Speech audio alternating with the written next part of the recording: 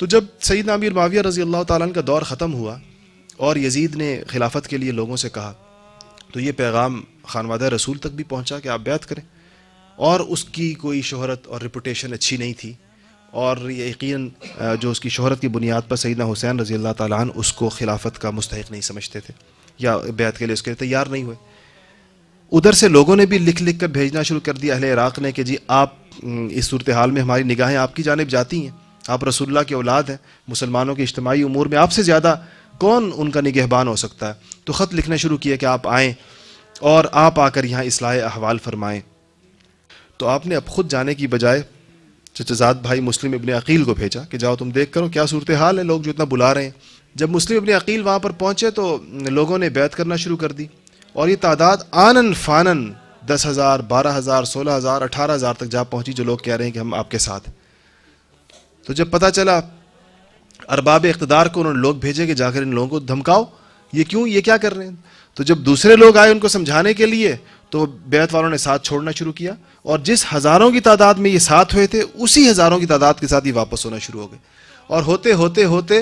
کہتے ہیں کہ صبح سے لے کر شام تک میں ابن عقیل کے ساتھ 30 بندے رہ گئے، اور رات کو وہ 30 بھی نہیں تھے، اکیلے تنہا کھڑے تھے۔ اتنے تنہا تھے کوفہ کے اندر کہ کہتے ہیں رستہ اور گلی بتانے والا کوئی نہیں تھا کہ یہ حسین ابن علی رضی اللہ تعالیٰ عنہ کا چچا زاد بھائی اور حضور کے بھی رشتہ دار، کہ یہ اس کو رستہ، جس کو دعوت دے کر بلایا ہے اہل عراق نے، کہ اب یہ بتاؤ کہ اس کو رستہ بتاؤ گلی سے کہاں نکلے گا ہی۔ بہرحال ان کو وہ گرفتار ہوئے اور ان کو شہادت ہوئی، اور انہوں نے اپنی شہادت سے پہلے اس بات میں وہ چونکہ ایک پیغام تو 18,000 لوگوں کی اور ہزاروں لوگوں کے ساتھ ملنے کا پیغام تو حضرت حسین کو جا چکا تھا، اور کہ بہت وہاں پر تو لوگ اس پر ہیں، تو آپ سفر بھی فرما چکے تھے۔ آپ کے سفر کا، مدینہ منورہ سے سفر فرمانے کا منظر بھی بڑا عجیب و غریب۔ جب آپ مدینے سے جا رہے تھے اور خواتین اور مستورات بھی ساتھ تھیں، تو سب سے پہلے اپنے ابن عباس رضی اللہ تعالیٰ نے روکا اور کہا کہ مت جائیے، یہ جن لوگوں کے بھروسے پر آپ جا رہے ہیں یہ وہی لوگ ہیں جن کی ساتھ سے تنگ آ کر آپ کے والد موت کی دعا مانگا کرتے تھے کہ یہ وہ بے وفا طبقہ ہے۔ لیکن آپ نے فرمایا کہ نہیں، اب میں جاؤں گا۔ عبداللہ ابن زبیر نے روکا اور بہت کہا کہ آپ نہ جائیں، آپ نے فرمایا نہیں میں جاؤں گا۔ ابن عمر آئے، سیدنا عمر کے بیٹے، انہوں نے روکا، فرمایا کہ آپ مت جائیں، اور میں ان کا نہیں میں جاؤں گا۔ تو ابن عمر آپ کو گلے سے لگایا اور داڑھی پر ہاتھ پھیرا اور رو پڑے، بہت رو کر کہا کہ ایک شہید کو میں رخصت کرتا ہوں۔ کہا کہ مجھے یہ پتا تھا کہ اب یہ اس طرح جا۔ پھر ابن عباس نے کہا کہ خواتین کو نہ ساتھ لے کر جائیں، اس پر بھی وہ بھی سیدنا حسین رضی اللہ تعالیٰ پر کیفیت طاری تھی، آپ چلے۔ رستے میں یہ پیغام آ گیا کہ مسلم ابن عقیل کے ساتھ کیا ہوا، اور سارا قصہ پتہ تھا، مگر اس تصویر استقامت نے اس پر اپنا معاملہ رکھا نہیں کہ یہ صورتحال ہے کہ پھر بھی میں سفر جاری رکھوں۔ فرزدق ایک بہت مشہور عربی کا شاعر ہے، فرزدق، وہ رستے میں ملا، تو آپ نے اس سے پوچھا کیا حال ہے اہل عراق کا، تو فرمایا ان کے دل آپ کے ساتھ اور تلواریں آپ کے دشمنوں کے ساتھ ہیں۔ عجیب ایک جملے میں اسے تعبیر کی کہ یہ وہ لوگ ہیں دل آپ کے ساتھ ہیں لیکن تلواریں آپ کے دشمنوں کے ساتھ ہیں، مطلب یہ کہ وہ آپ کے خلاف، اس سے اندازہ لگائے نہیں وہ حق پر حسین ہی کو سمجھتے ہیں مگر استقامت نہیں۔ بڑی عجیب بے بسی کی تصویر تھی، اس طرف خواتین ہیں اور وہ نہیں چاہتے کہ ان کی بے پردگی ہو، ادھر شیر خوار بچے ہیں اور پھر جوان ہیں سارے کے سارے، اور یہ رسول اللہ کی اولاد ہے ساری کی ساری، اور ایک کے بعد ایک گرا ہے، ایک کے بعد ایک گرتا ہے۔ خیموں کی طرف کوئی بندہ جاتا نظر آتا ہے تو حضرت حسین نے ایک موقع پر یہ جو حر جو دوسرے لشکر سے ادھر آیا نا،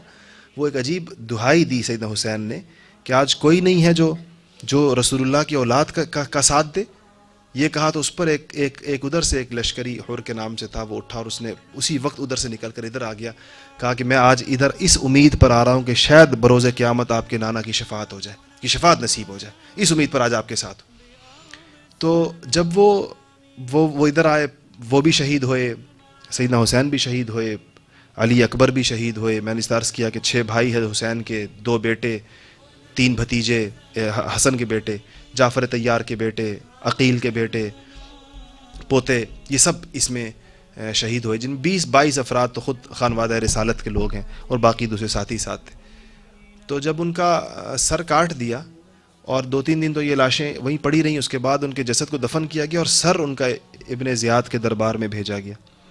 تو کہتے ہیں جب ان کا سر دربار میں آیا تو وہ بڑی تکبر کے ساتھ تخت پر بیٹھا ہوا تھا اور چھڑی کے ساتھ آپ کے ہونٹوں کو یوں چھڑی کی نوکیں مار رہا تھا۔ تو مشہور صحابی زید ابن ارقم رضی اللہ تعالیٰ عنہ وہاں کھڑے تھے، تو کہتے ہیں انہوں نے کہا کہ تو رک جا، خدائے واحد لا شریک کی قسم، میں نے ان ہونٹوں پر رسول اللہ صلی اللہ علیہ وسلم کے ہونٹوں کو بوسہ دیتے ہوئے دیکھا ہے، ان ہونٹوں کو میں نے دیکھا ہے، یہ منظر کہ رسول اللہ نے ان ہونٹوں کو بوسہ دیا، اس چھڑی کو ہٹا ان ہونٹوں سے۔ یہ پیغام سیدنا حسین رضی اللہ تعالیٰ عنہ کی قربانی ہر مسلمان سے اس استقامت کا مطالبہ کرتی ہے کہ جس کو تم حق سمجھو، قرآن و سنت کی روشنی میں جس بات کا حق ہونا طے ہو جائے، اس کی حمایت اور اس کے ساتھ کھڑے ہونے کے لیے بڑی سے بڑی قربانی سے دریغ نہیں کرنا چاہیے۔